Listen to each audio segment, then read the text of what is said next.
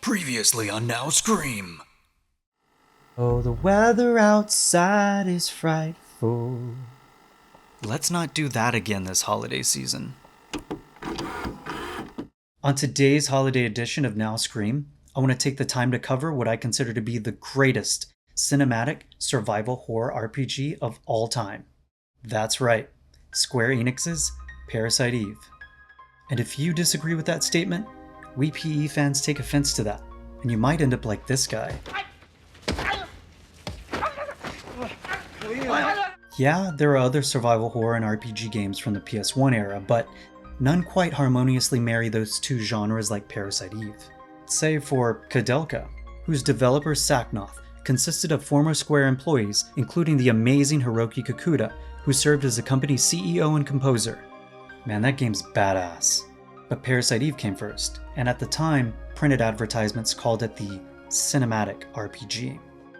PE's game director Takashi Tokita said he wanted the game to feel more like a movie, so the game had a plethora of pre-rendered cutscenes compared to your average PS1 game. So many, in fact, that the game spanned 2 discs, and that's pretty incredible considering that these things could only hold about 650 megabytes of data. How the development team achieved that cinematic look was by utilizing 2 things: pre-rendered backgrounds during gameplay and cutscenes to propel the story forward. These 2 things in tandem created something that made the visuals feel more realistic and immersive. Today, graphics are so realistic and rendered in such high fidelity that there's no longer a need for pre-rendered backgrounds. But in the 90s and early 2000s, games like Resident Evil, Final Fantasy VII, Fear Effect, and Parasite Eve adopted this technique to instill the illusion of realism given the limitations of the PS1's 32-bit hardware. The backgrounds are essentially high-quality rendered stills at a forced angle for characters to walk across. However, some backgrounds would contain animated elements like blinking lights or steam blowing to create a living, breathing world. Think about it like this. In the classics, Disney animators used to paint their backgrounds first, and then animate the characters on top of those backdrops. I want to briefly talk about Parasite Eve's story, which I think stands out because of its scientific approach to horror. For the uninitiated, the game serves as a sequel to the 1995 novel of the same name by Japanese author Hideaki Senna, drawing on his background in pharmacology. In the intro cutscene, NYPD detective Aya Bria attends an opera where the leading lady Melissa Pierce's performance causes everyone in attendance to spontaneously combust. That is, except for our heroine Aya. I guess singing isn't her forte. This horrifying cutscene serves as the inciting incident and sets the stage for what new hell awaits Aya over the next 6 days. As it turns out, Melissa isn't exactly acting under her own volition, and her newly found telekinetic powers are the result of an entity within her known as Eve, rogue mitochondria in her cells that have taken a life of its own. Eve is so powerful that she's able to communicate with any living organism's mitochondria and bend it to her will, whether it be mutating any creature Aya encounters, or overheating all of the mitochondria in her victims' bodies, setting them ablaze, or melting them away. If there's anyone who can stop her, it's police officer Aya Bria, the only other person with these special powers, but she has to hurry, because on the 6th day, Eve will prepare to give birth to a godlike being and initiate the next step in human evolution. And if that happens, it's time to close the curtains on humanity. In Aya's quest to foil Eve's plans, she'll come across characters like her veteran partner Daniel, who reminds me a bit of Roger Murtaugh from Lethal Weapon. Put it in your mouth! A scientist named Kunihiko Maeda, who travels to New York from Japan, a nod to the original novel, and a possible cameo of novelist Hideaki Senna. And lastly, Aya's twin sister Maya, appearing in flashbacks, who serves as a connection between Aya, Melissa, and their telekinetic powers. Let's talk about Parasite Eve's gameplay. While Square historically developed turn-based RPGs, which was evident with the games they released around that time like Final Fantasy VII and Xenogears, they changed up the formula and tried something new with Parasite Eve. an active time battle system that allowed you to freely roam during battles to dodge attacks like in an action game. But like in a traditional RPG, Aya has to wait her turn while the active time battle bar fills up to do anything.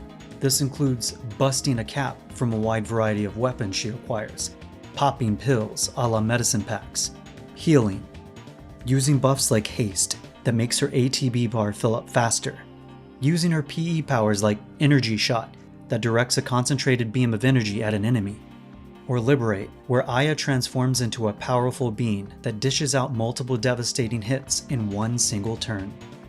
Aya needs to be mindful of her PE bar, which depletes anytime she uses a PE ability and takes a few turns to replenish. Liberate, for example, consumes an entire bar. She also gets some customization to her weapons by enhancing them with tools that she finds in the game. This gives Aya the ability to add buffs and stats from one weapon or armor to another. When it comes to gameplay, Square's risks totally paid off. This gameplay was the first of its kind and would influence games like Vagrant Story, Resonance of Fate, and even the recent Final Fantasy VII remake. In 1998, the cinematics in a game were something that a gamer didn't take for granted, because not only were they sparse, but they also provided an opportunity to put the controller down to watch something that was visually mind-blowing. The cutscenes were what really made PE stand out and helped set the tone in terms of its horror. Lest we forget, Parasite Eve was Square's first mature-rated game, so they did not hold back on the game's dark and dismal atmosphere. And in some ways, PE could be just as graphic as Resident Evil. And since we're talking about PE's filmic elements, some scenes in the game reminded me of cult classic horror movies. Like the beginning, when Melissa telekinetically sets the audience on fire, reminded me of De Palma's Carrie. Then the scene where Eve's limbs become grotesquely elongated reminded me of Freddy's outstretched arms from the dream sequence in Craven's A Nightmare on Elm Street. Lastly, when the audience in Central Park melt into a large human blob, that reminded me of, well, Chuck Russell's The Blob. Yeah, it's probably coincidental, but a part of me would like to think that director Takashi Takeda intentionally referenced these movies. I usually don't focus too much on music on these episodes because I like to keep them short, but I would be remiss not to mention the monumental score by composer Yoko Shimomura. She was the only female composer at Square, alongside Nobuo Uematsu, Yasunori Mitsuda, and Hiroki Kikuta, who I briefly mentioned earlier in this video.